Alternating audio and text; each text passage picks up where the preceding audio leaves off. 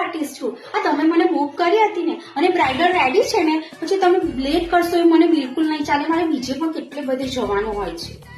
આ લો પાણી પી લો. Thank you.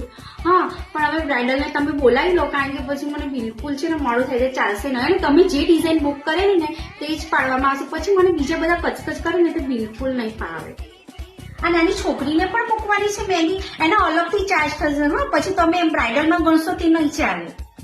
હા સાંભળો, તમે મને એક છે ને તકિયો અને છે ને એક કપડું આપી દો અને એક પાણીનો બોટલ આપી દેજો. અને બ્રાઇડલને જલ્દી બોલાવો, મારે પછી લેટ થાય છે, બીજે પણ ઓર્ડર લઈને જવાનું હોય મારે.